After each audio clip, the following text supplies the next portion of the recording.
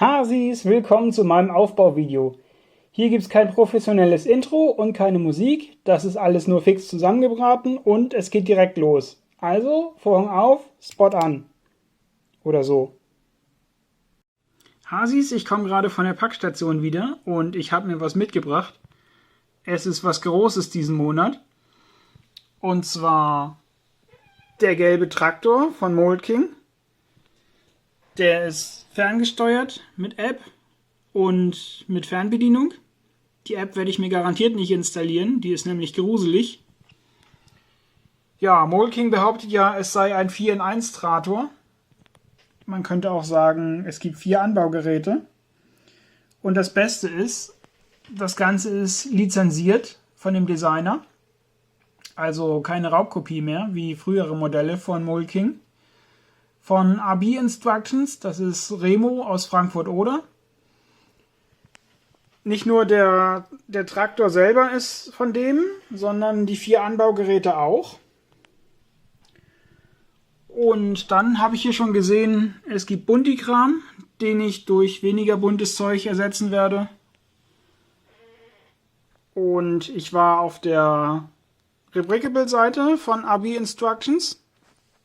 Da sieht der gar so aus, also mit gelbem Dach statt weißem und gelbe Räder statt silberne.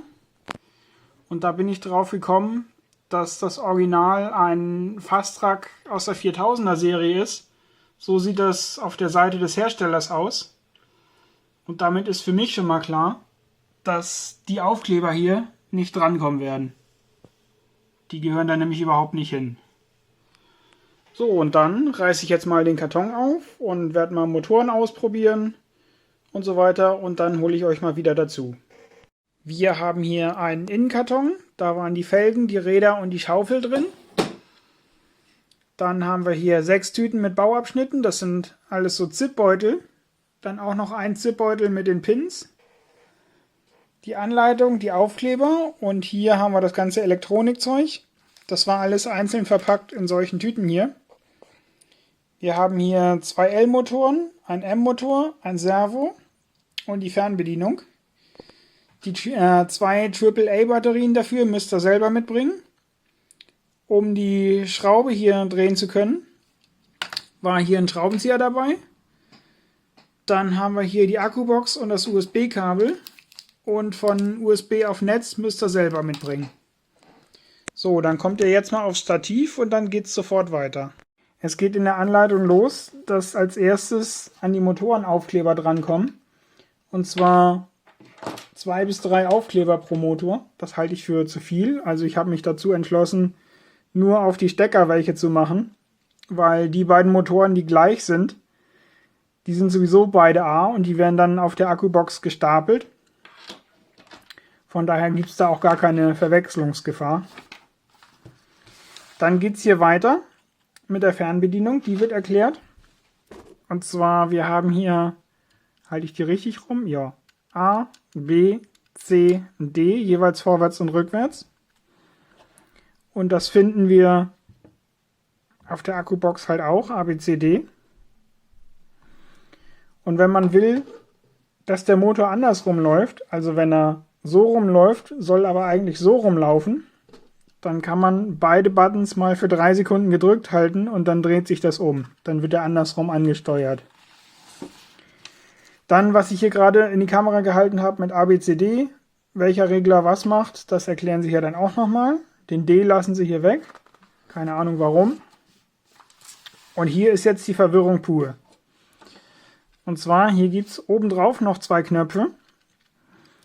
Und da steht hier, wenn ich den linken drücke, und dann den A-Regler bewege, dass dann A und B gleichzeitig angesteuert wird. Das ist richtig so. Und dann steht hier, wenn ich den rechten Knopf drücke, dass dann A und C gleichzeitig angesteuert wird. Und die Steuerung passiert mit dem B-Regler. Das ist nämlich falsch. Das passiert auch mit dem A-Regler. Und hier haben wir, wenn ich den linken und den rechten, also beide drücke, dass ich dann mit dem C-Regler alle 3 Motoren ansteuern kann. Auch das ist Grütze, weil auch das passiert mit dem A-Regler.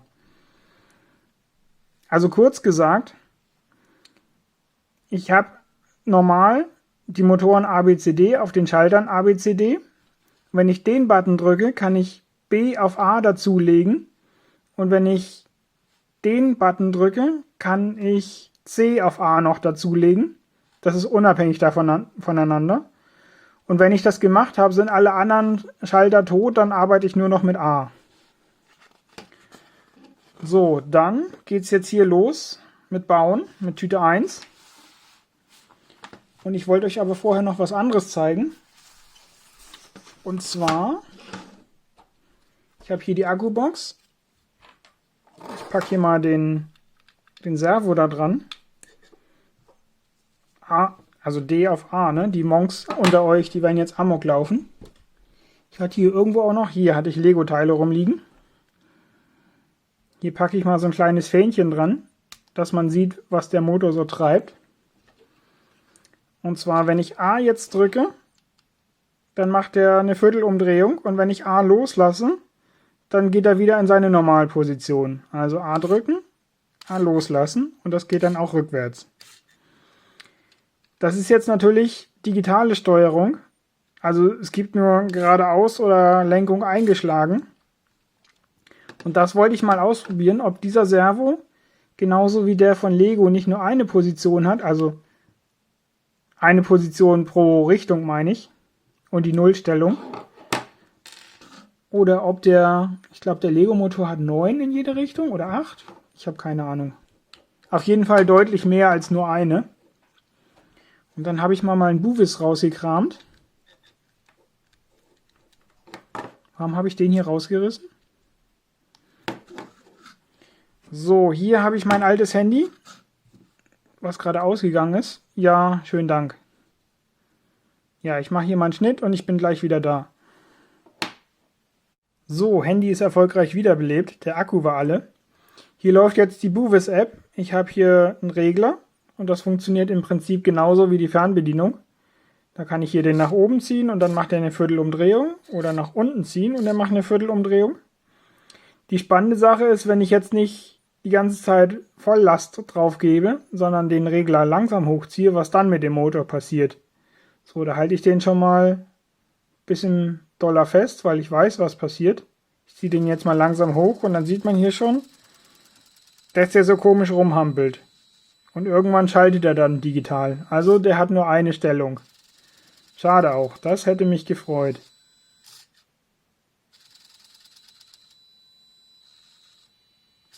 Also in dem Moment, wo er losfährt, mache ich hier überhaupt nichts mit dem Regler. Ich lasse den Regler jetzt los und er fährt die komplette Strecke. Tja, schade auch. Tüte 1 ist verbaut. So sieht es jetzt aus.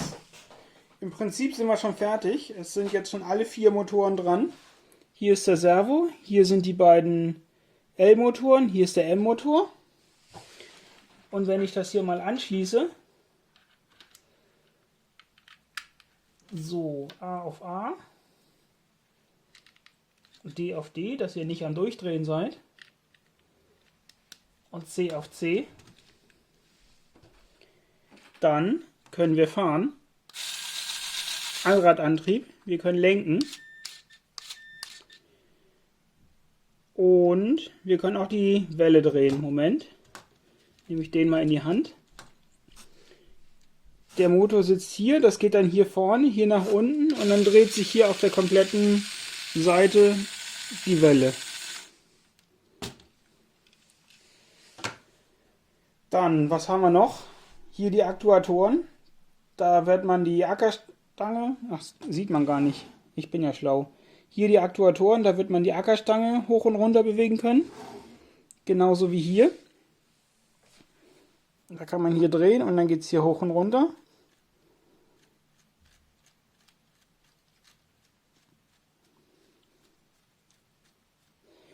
Und diese Aufhängung hier für die Anbaugeräte ist genau die gleiche wie beim Glas. Kann ich euch mal zeigen. Ich schiebe hier mal den Glas ins Bild. Und da sieht man das, dass das exakt das gleiche ist. Jetzt habe ich den hochgedreht hier, jetzt sieht man es hier nicht so.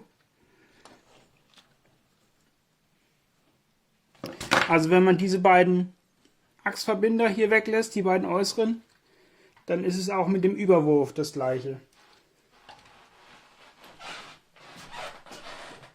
Ich wollte euch noch ein paar Sachen aus der Anleitung zeigen. Und zwar sind wir hier in den 30er Bauschritten.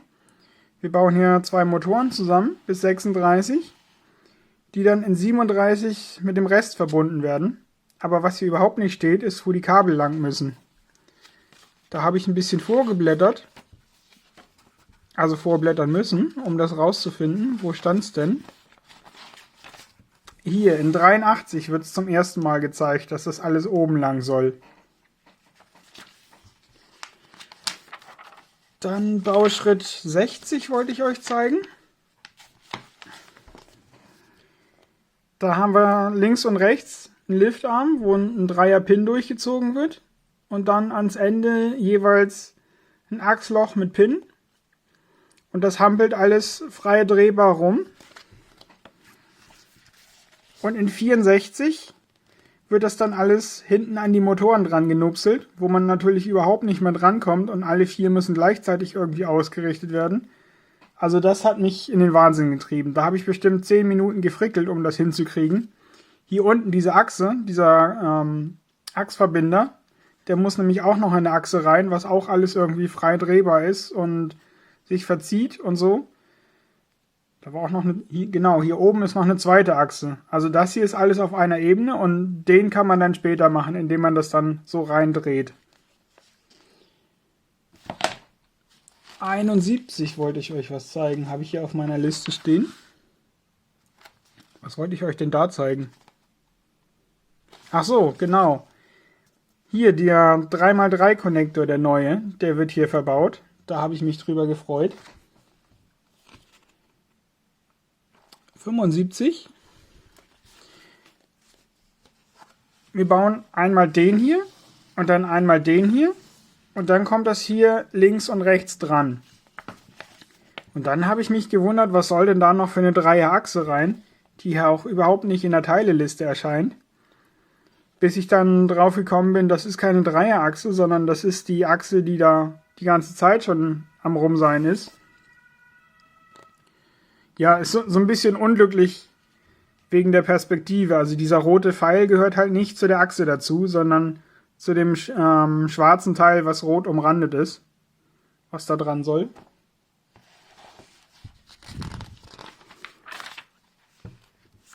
'77, das ist auch lustig. Guckt euch mal Schritt 1 an und in dem zweiten Schritt wird von hinten ein L-Liftarm da dran gehängt. Und ich so, hä, hängt der in der Luft oder wie oder was? Nee, das aus dem ersten Schritt wird nämlich nach hinten umgedreht, dass die schwarzen Pins alle nach hinten sind. Aber da steht halt nichts davon, dass man es umdrehen muss. Das hat mich so ein bisschen verwundert. Und hier haben wir dann nochmal genau das gleiche, nur umgekehrt. So, dann bin ich soweit durch mit der Anleitung. Die übrigen Teile wollte ich euch noch zeigen. Ich habe hier noch 4 Aktuatoren und 2 große Liftarme. 13er und ein 15er, wie ich das so sehe. Die werden bestimmt final nicht übrig bleiben. Ja, und dann baue ich mal weiter. Halt, stopp! Es bleibt alles wie es ist. Ich wollte euch nämlich noch was zeigen. Und zwar, hier kommt der Antrieb lang. Also nicht hier oben diese Welle, sondern hier drunter. Ich mache das mal an, dann sieht man das. Der kommt mit diesem grauen Zahnrad da an. Also dieses Knobelrad. Und geht auf das. Hier haben wir eine durchgehende Achse. Und das ist hier genauso. Ich mache mal an. Da ist kein Differential drin. Da weiß ich noch nicht, ob ich das so gut finde, was ich davon halten soll. Wird auf jeden Fall nicht so sein, dass man den durch wildestes Gelände schicken kann. Weil wenn er sich irgendwo hochziehen muss, dann hängt das komplette Gewicht des ganzen Modells an diesem einen Gelenk hier. Beziehungsweise an den 2 Querknubbeln. Wie sieht man das? Da sieht man es. das hier geht hier in dieses dunkle Teil rein. Hier ist eine Kugel. Und an der Kugel sind quer 2 Stifte.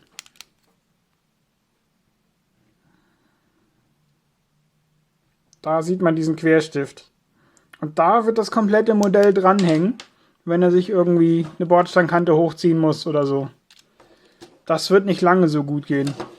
Hat jemand eine Idee, wo man diese Teile aus Metall kaufen kann? Wäre bestimmt sinnvoll bei diesem Modell. Ich habe ein bisschen was gemoddet und wie so die Situation ist, zeige ich euch beim Glas, weil da nicht alles schwarz in schwarz ist. Also wir haben hier die Welle, die von vorne nach hinten durchläuft. Hier gibt es ein Kugelgelenk und damit dieses Teil, wo ich hier gerade gegendotze, nicht nach unten oder nach oben wegschlackert, wird es von diesem Konnektor hier daran gehindert. So, und wenn ich jetzt mal umdrehe, so, hier aufgebockt, um diesen Konnektor hier geht's. Wenn ich jetzt hier hochdrehe, sieht man, dass der nirgendwo gegenläuft. Das ist die Maximalstellung, weil jetzt dieser Konnektor gegen diesen Liftarm hier gegenhaut. So, und beim Fast Track ist es aber so, dass da noch so ein T-förmiger Liftarm ist. Und zwar sitzt der genau an dieser Stelle. Und der Konnektor würde dann hier oben gegenlaufen. Tausche ich gerade mal aus. So, weg mit dir. Du kommst her.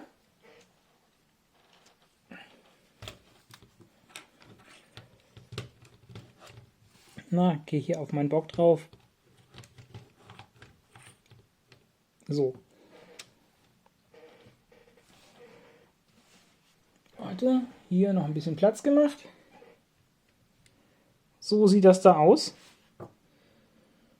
Und damit er da nicht gegenläuft, habe ich den ausgetauscht. Hier ist er noch. Und hier klafft jetzt ein Loch.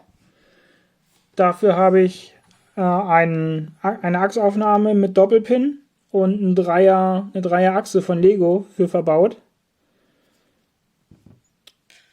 Und der Konnektor läuft jetzt, der Konnektor läuft jetzt an dem Liftarm dran vorbei. Aber auf der anderen Seite sind eigentlich hier 2 Dreier-Liftarme. Und dieser Dreier hier, der dotzt halt hier auch nochmal unten gegen. Deswegen habe ich den Dreier durch einen Zweier ersetzt. Den habe ich zufällig hier ganz in der Nähe gefunden. Hier nämlich. Hier war ein Zweier, den habe ich abgerupft und den Dreier dahin. Und den Zweier dann hier hingebaut. Und ob das Final dann so bleibt, weiß ich noch nicht. Muss ich mal gucken, was ich dann am Ende an Teilen übrig habe. Auf jeden Fall läuft es jetzt erstmal so. Der geht schön dran vorbei. Dann zeige ich euch noch den Baufortschritt als Ganzes. So sieht es jetzt aus nach Tüte 2. Wir haben jetzt hier eine Motorhaube, einen Fahrersitz, einen Beifahrersitz, Schutzbleche und dann kann man die Motorhaube hochklappen. Einmal sieht man das? Ja. Hier ist so eine Achse mit Stopper, die hier einrasten kann.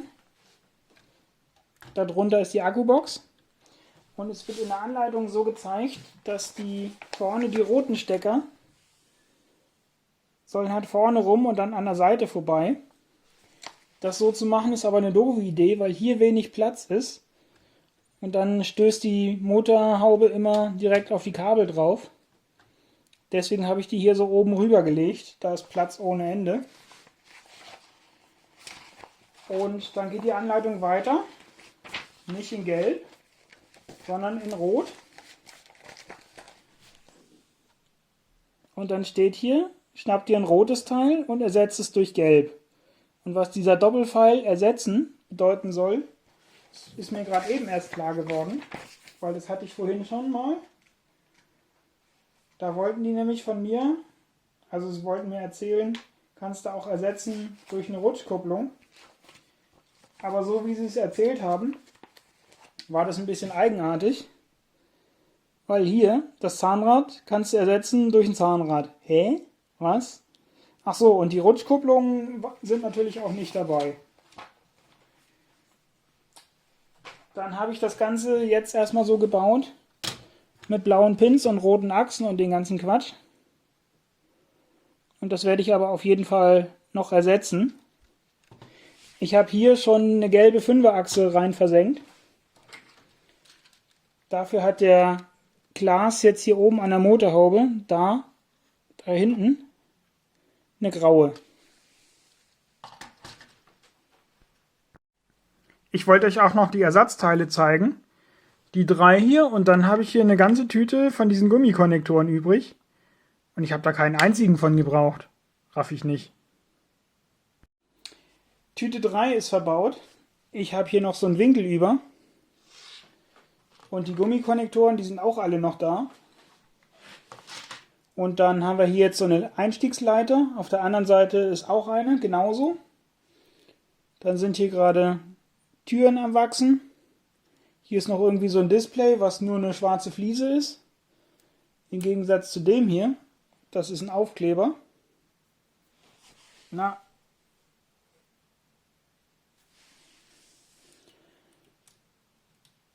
Und ja, ein Lenkrad haben wir hier noch. Und dann haben wir hier vorne Schutzbleche. Die sind auf der Lenkung mit drauf. Wenn ich jetzt lenke, dann gehen die mit um die Kurve. Und ich habe jetzt hier alles noch in Rot und Blau gebaut. Aber hier vorne habe ich schon aufgeräumt. Da ist jetzt alles schwarz, da blinkt nichts mehr. Sieht einfach nur so geil aus, wenn da nicht ständig irgendwas blau und rot blinkt.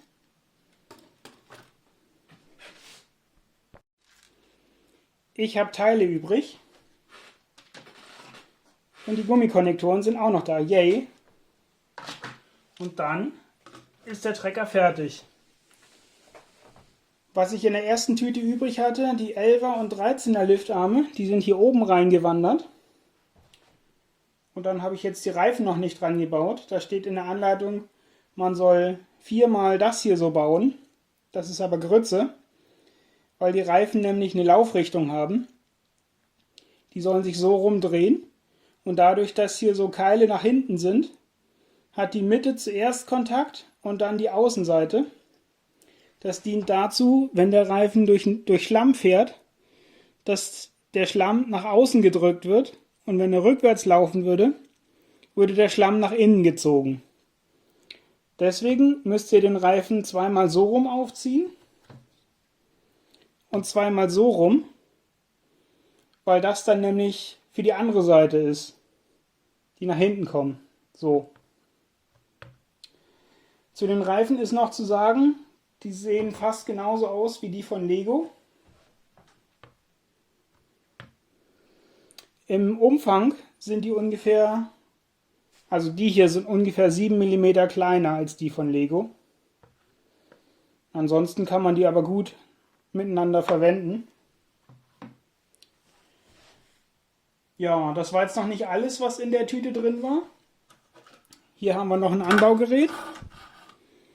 So ein Maischeschieber oder sowas. Gibt es ja bei einem Klaas auch als B-Modell. Die Welle wird nicht benutzt, die hört hier dann einfach auf. Wir haben hier und hier ein Handrad, womit man die Neigung von der Schaufel ändern kann. Und dann haben wir hier oben noch ein Handrad, womit man die Höhe von dem ganzen Teil verändern kann.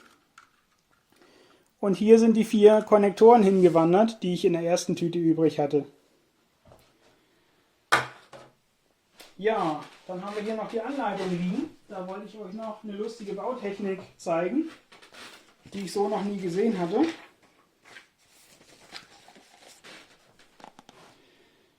Und zwar haben wir hier 273, da ist in der Mitte ein 3er Liftarm mit 2 schwarzen Pins. Und in 274, ja, ich blätter hier gerade mal um, in 274 wird dann noch ein zweiter Liftarm davor in die Luft gehängt. und der wird dann mit Noppenpins mit zweier Stangen hinten dran in den anderen Zweierpins fixiert, also wird in das Loch von diesem Pin reingeschoben. Das hat mich fasziniert. So, Strichliste ist abgearbeitet. Ich muss euch gleich noch was anderes zeigen, aber dazu muss ich hier erstmal ein bisschen umbauen. Angefangen hat alles damit, dass der Trecker unten nicht plan ist, sondern dass dieses Zahnrad nach unten rausguckt. Und damit ich nicht nur einen Auflagepunkt zum Bauen habe, sondern 4, habe ich die Ackerstangen runtergedreht, dass er halt da drauf aufliegt. Und wenn man dann die Fahrerkabine bastelt, ich nehme euch mal aus dem Stativ raus, und dann hier so drauf drückt, dann passiert was ich euch zeigen will. Achtet mal hier so auf den Bereich. Wenn ich jetzt oben drauf drücke, knack. So, das Problem ist, dieser ganze hintere Teil hier, also dieser Schlitz in dem Schutzblech, der zieht sich hier komplett durch. Die einzige Verbindung, die das Ganze hat, ist mit diesem Liftarm. Also ich halte hier einen grauen hin, aber dahinter ist ein schwarzer. Der endet in diesem Pin. Da, ich mache mal ein bisschen Licht.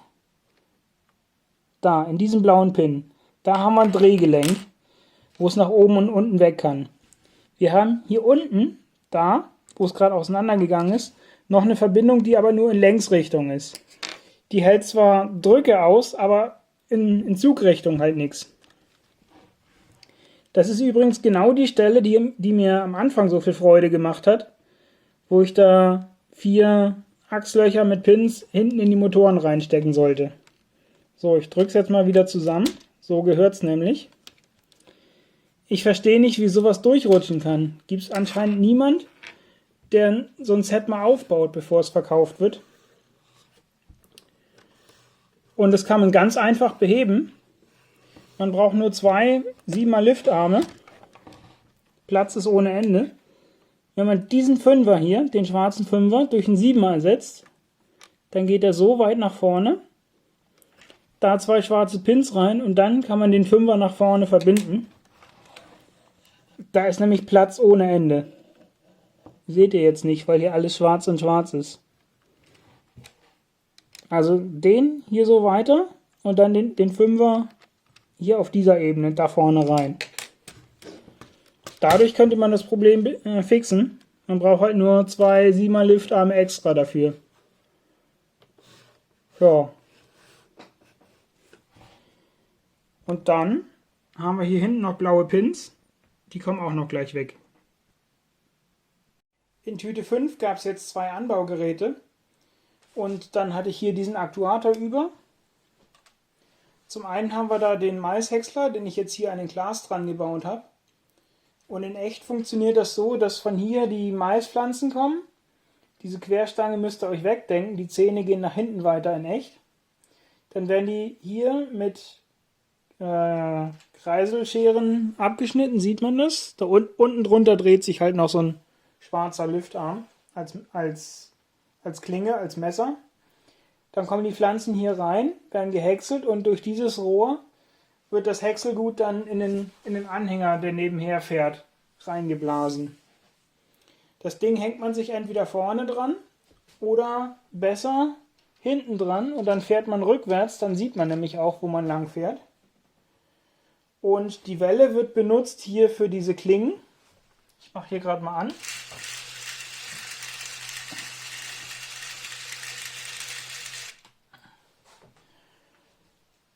Und dann kann man hier dieses Rohr drehen. Das ist eigentlich so gedacht, dass man hier in der Mitte an diesem Knopf dreht. Das funktioniert aber nicht, weil man entweder die Zahnräder überdreht oder wenn ich andersrum drehe, hier seht ihr das. Sieht man das in der Kamera? Ne, sieht man nicht. Ich hole den mal ein bisschen ran. Hier hat es jetzt die Achse auseinandergezogen, also die da so quer drin steckt. Hier sind 2 Achspins mit Friktion, die das Ganze am Rumhampeln hindern sollen. Aber es hat einfach zu viel Widerstand. Also es muss man halt hier an dem Drehteller dann drehen. Und damit das Ganze nicht so hoch ist, kann man es dann, ne, hier haben wir einen Handknopf, kann man es dann hier auch noch runterdrehen für den Straßentransport. So, dann packe ich mal weg und dann hole ich mal das andere Anbaugerät.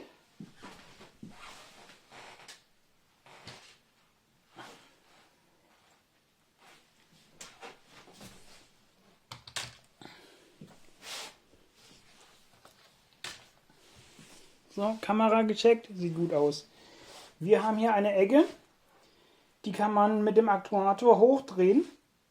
Und was ich eben beim Anbauen erst gecheckt habe, dass dieses Zahnrad hier in die Ackerstange reingreift. Dadurch wird, wenn ich hier drehe, wird sowohl dieser Aktuator als auch der bewegt. Das heißt, die Egge geht dann hoch und wird auch gleichzeitig eingeklappt.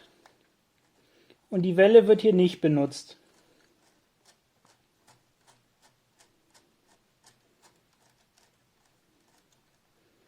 Und hier sind jetzt diese ganzen Gummikonnektoren hingewandert. Dieses Zahnrad hier greift hier genauso in die Ackerstange mit rein, sodass, wenn ich hier hochdrehe, also wird auch gleichzeitig die Ackerstange hochgedreht und hier die Schaufel wird auch selber nochmal hochgedreht. Dass es nicht 2 verschiedene Möglichkeiten sind zum Hochdrehen, sondern dass die halt gleichzeitig bedient werden. Das habe ich hier eben auch erst gecheckt, dass das hier genauso gebaut wurde. Tüte 6 und damit die letzte, gab jetzt einen Flug. Der hat hier und hier ein Gelenk. Diese beiden Gelenke sollten eigentlich hier oben sein. Das habe ich umgebaut. Dazu habe ich nochmal 2 Doppelpins mit Achse extra verwendet. Weil wenn man das so baut, wie es in der Anleitung steht, dann hängt der Flug zu tief, dass man ihn nicht mehr auf der Straße transportieren kann. Also so wie er jetzt hängt, ist er auf der Straße. Ja, dann haben wir hier einen Aktuator. Das ist der, den ich in der letzten Tüte übrig hatte. Wenn man hier dran kurbelt, kann man die Reihenbreite einstellen. Und dann wird die Welle dazu verwendet, den Flug zu drehen. So. Wenn er jetzt so über den Acker gezogen wird, dann schmeißt er die Erde ja hier nach vorne. Wenn man am Ende der Reihe angekommen ist und den Trecker umdreht und zurückfährt, dann soll er ja auch wieder nach vorne schmeißen. Deswegen muss man ihn dann um 180 Grad drehen. So, was haben wir noch?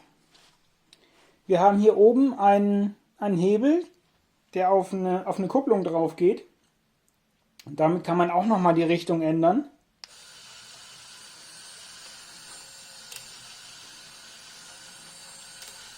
Problem ist, wenn der auf neutral stehen bleibt, dann hat er keinen Widerstand, dann rauscht er halt hier einfach so runter.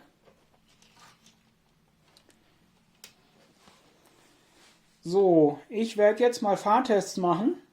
Und ich habe ja wirklich Angst davor, mit dem Ding Kurven zu fahren, weil der ja kein Differential drin hat und Allradantrieb. Und da werde ich mich irgendwie ganz langsam mal rantesten. Wir probieren das mal zusammen aus. Der erste Fahrversuch war schon mal ein Fail. Ich habe den Duvis eingebaut, damit ich langsam anfahren kann. Und dann habe ich hier den Schreibtisch mit einem nassen Lappen abgewischt. Aber selbst da hat der Servo es nicht geschafft, die Räder zu drehen. Also wenn ich eingelenkt habe auf der Fernbedienung, bin ich trotzdem geradeaus weitergefahren.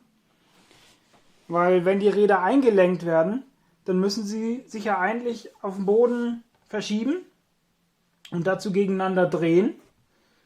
Aber da sie ja starr auf einer Achse sind, muss das Gummi auf dem Schreibtisch verschoben werden. Und das hat der Servo nicht geschafft.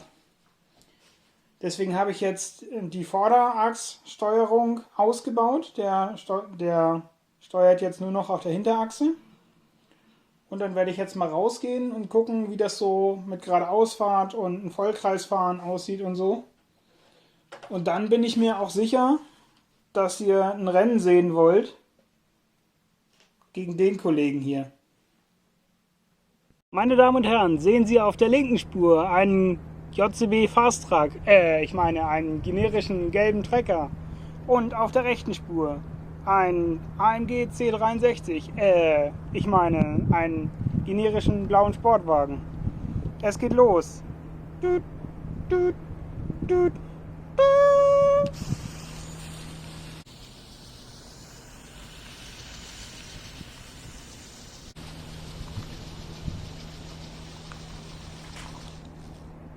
Okay, damit habe ich nicht gerechnet.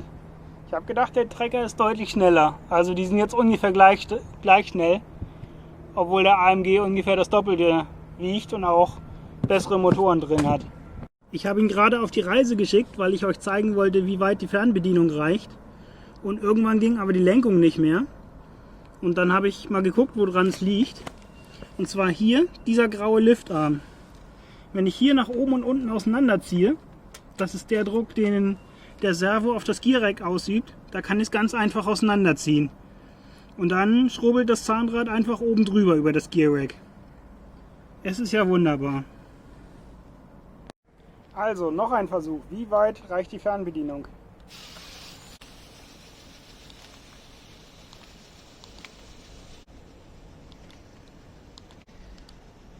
Jetzt ist Schluss. Jetzt kann ich nicht mehr machen. So, ich bin ihm gerade hinterhergelaufen, habe ihn wieder eingesammelt. Das waren 29 Meter ungefähr. Und jetzt kommt die letzte Herausforderung, was die größte für ihn ist, nämlich der Vollkreis. Es geht los. Ich kann so richtig gar keinen Vollkreis fahren, weil der Servo sich immer nach kurzer Zeit wieder zurückstellt. Aber immerhin schafft das auf der Straße, auch wenn ich nur die Hälfte der Zeit einlenken kann. So, auf geht's wieder nach Hause.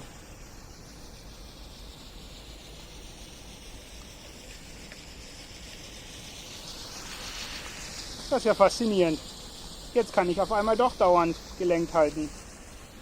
Der Lenkeinschlag ist natürlich minimal, aber da haben wir ja auch nichts anderes erwartet.